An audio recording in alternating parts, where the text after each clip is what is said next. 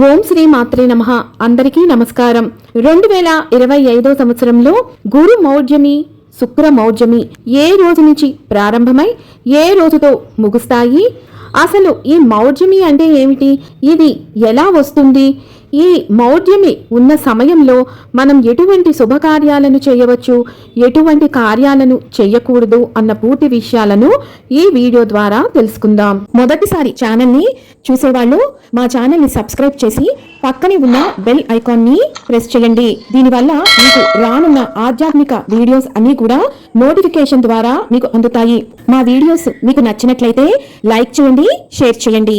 2025 సంవత్సరంలో గురు మౌఢ్యమి లేదా గురు మూఢమి ఎప్పుడు ప్రారంభమవుతుంది అంటే స్వస్తి శ్రీ చాంద్రమాణ శ్రీ విశ్వావసు నామ సంవత్సరం ఉత్తరాయణం గ్రీష్మ ఋతువు జ్యేష్ఠ మాసం శుక్లపక్షం పౌర్ణమి తిథి 10 జూన్ 2025 మంగళవారం రాత్రి 2:37 నుండి గురువు రవి నుండి పశ్చిమ దిశలో అస్తమించడంతో గురు మూఢమి ప్రారంభమై ఆషాఢ శుద్ధ త్రయోదశి 8 జూలై 2025 మంగళవారం పగలు 3:18 ప్రాగుదయం పొందడం వలన గురువు తూర్పున ఉదయించుటతో గురుమూఢమి త్యాగమవుతుంది. 2025 సంవత్సరంలో శుక్ర మౌఢ్యమి లేదా మూఢమి ఎప్పటి నుంచి ప్రారంభమవుతుంది అంటే స్వస్తి శ్రీ చాంద్రమాణ శ్రీ విశ్వావసు నామ సంవత్సరం దక్షిణాయనం హేమంత ఋతువు మార్గశిర మాసం శుద్ధ దశమి 30 నవంబర్ 2025 ఆదివారం పగలు 1:58 నుండి శుక్రుడు రవి నుండి పశ్చిమ దిశగా అస్తమించడం వలన శుక్ర మౌఢమి ప్రారంభమై శ్రీ విశ్వావసు నామ సంవత్సరం మాఘమాసం బహుళ ఏకాదశి 13 ఫిబ్రవరి 2026 శుక్రవారం ఉదయం 11:37 శుక్రుడు రవి నుండి ప్రాగుదయం వలన శుక్రమూఢమి త్యాగమవుతుంది. అసలు మూఢమి అంటే అర్థం ఏంటో తెలుసా? గురుగ్రహమే కాని శుక్రగ్రహమే కాని సూర్యునితో కలిసి ఉండే కాలమును మౌఢ్యమి అంటారు. మౌఢ్య కాలంలో గ్రహ కిరణాలు భూమిపై ప్రసరించుటకు సూర్యుడు అడ్డంగా ఉంటాడు. అందువల్ల మౌఢ్య కాలంలో గ్రహాలు బలహీనంగా ఉంటాయి. గ్రహాలు వక్రించినప్పుడు కంటే అస్తగత్వం చెందినప్పుడే బలహీనంగా ఉంటాయి. మౌఢ్యమిని వాడుక భాషలో మూఢమి అని కూడా అంటారు. అంటే చీకటి అని అర్థం. అసలు అస్తంగత్వం అంటే ఏమిటి అంటే గురువు శుక్రువు భూకక్షకు లోపల ఉండి సూర్యుని చుట్టూ తిరుగుతూ గురు శుక్రుల భూమి కంటే వేగంగా తిరుగుతూ సూర్యుని యొక్క అవతలి వైపుకు వెళ్ళినప్పుడు భూమిపైన ఉన్న మనకు గురు శుక్రులు కనిపించరు. అటు సమయంలో గురువు అస్తంగత్వం అని శుక్ర అస్తంగత్వం అని అంటారు. శుక్రుడు అస్తంగత్వం అయినప్పుడు శుక్రమౌఢ్యమి అని అంటారు. శుక్రుడు సూర్యునికి అవతల వైపు వెళ్ళినప్పుడు ప్రాక్ అస్తంగత్వం అని, శుక్రుడు సూర్యునికి భూమికి మధ్యలో అస్తంగత్వం అయినప్పుడు పశ్చాద అస్తంగత్వం అంటారు. గురువు సూర్యునికి దగ్గరగా వచ్చినప్పుడు గురుగ్రహం తన శక్తిని కోల్పోతుంది. ఈ రకంగా మనకి గురు మూఢమి లేదా గురు మౌఢ్యమి అనేది ఏర్పడుతుంది. మూఢమి అన్ని గ్రహాలకు ఉంటుంది, కానీ గురు శుక్ర గ్రహాలకు మాత్రమే మానవులపై ప్రభావం చూపుతుంది. అందుకే శుక్రమౌఢ్యమి కాలంలో ప్రకృతి సంపద క్షీణిస్తుంది. సముద్రం ఆటుపోట్లకు మార్పులు వస్తాయి. శుక్రగ్రహ పాలిత ద్వీపాలకు ప్రదేశాలకు భూకంప ప్రమాదాలు పొంచి ఉంటాయి. శుక్రుడు సంసార జీవితానికి శృంగార జీవితానికి కారకుడు. జాతకంలో శుక్రుడు బలహీనంగా ఉంటే సంసార జీవితం సజావుగా సాగదు. ఇలాంటి వారు తప్పనిసరిగా ఇంద్రాణీదేవి స్తోత్రాన్ని పారాయణం చేయటం చాలా మంచిది. ఈ శుక్రమౌఢ్యమి సమయంలో ప్రత్యేకించి శాస్త్రాలు చెబుతున్నది భార్యాభర్తలు ఎక్కువగా సాంసారిక జీవితానికి దూరంగా ఉంటే మంచిది. ఈ సమయంలో భార్యాభర్తలు కలిస్తే పుట్టే శిశువు పైన ఆ ప్రభావం ఉంటుంది అని చెబుతున్నారు. కలహాలు ఖర్చులు అధికంగా ఉంటాయి. శారీరక సమస్యలు, ఆరోగ్య సమస్యలు ఈ శుక్రమౌఢ్యంలో ఎక్కువగా ఉంటాయి.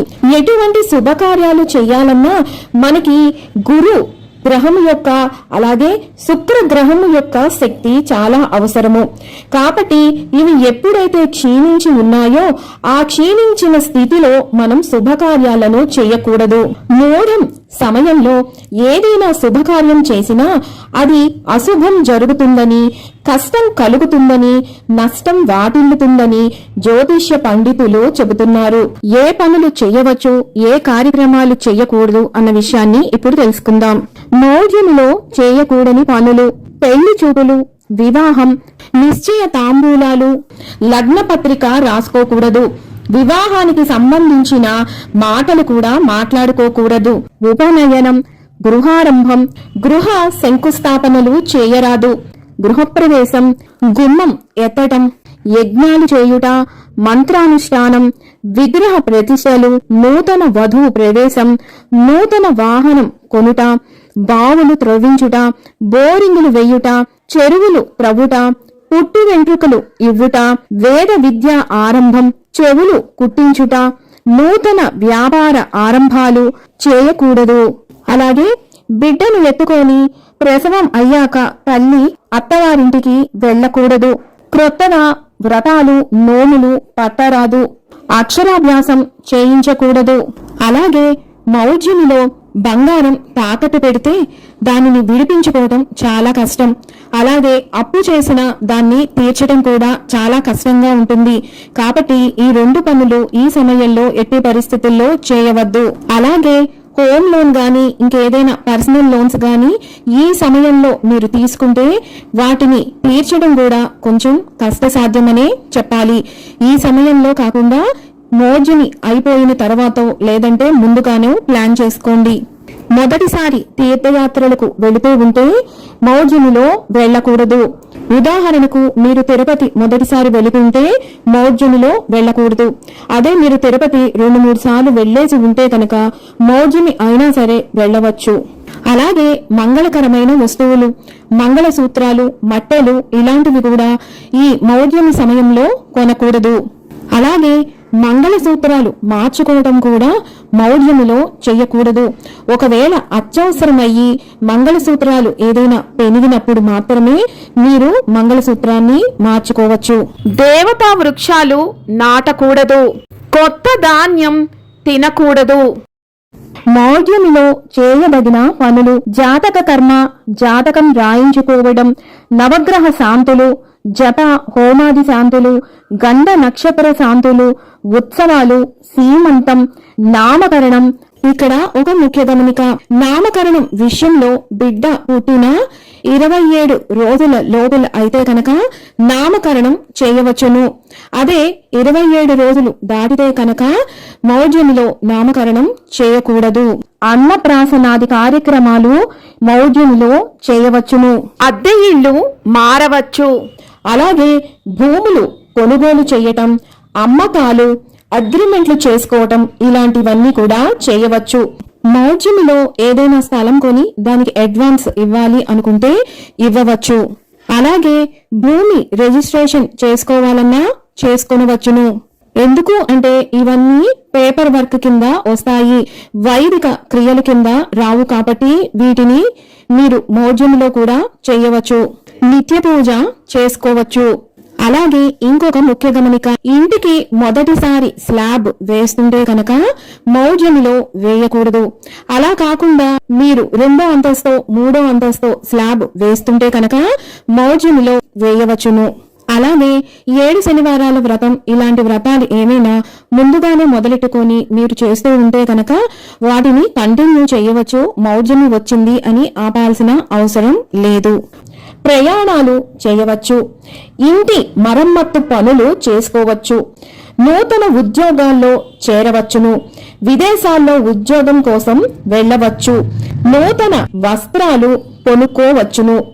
అలాగే గర్భిణీ స్త్రీలు, బాలింతలు తప్పనిసరి పరిస్థితుల్లోనే ప్రయాణం చేయాల్సి వస్తే శుభతిథులలో అశ్విని రేవతి నక్షత్రాలలో శుభహోరాలో భర్తతో కలిసి మాత్రమే ప్రయాణం చేయాల్సి ఉంటుంది.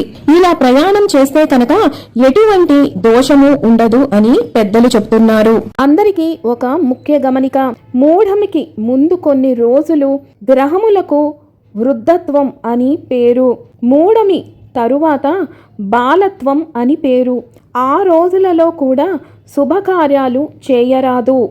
విన్నారు కదా, 2025 సంవత్సరంలో గురు మౌఢ్యమి, శుక్ర మౌఢ్యమి ఏ రోజు నుంచి ప్రారంభమై ఏ రోజుతో ముగుస్తాయి, మౌఢ్యమి అంటే ఏమిటి, అలాగే ఏ శుభకార్యాలు చేయవచ్చు చేయకూడదు అన్న పూర్తి విషయాలను మరొక వీడియోతో మళ్ళీ మిమ్మల్ని అందరినీ కలుసుకుంటాను. సెలవు మరి.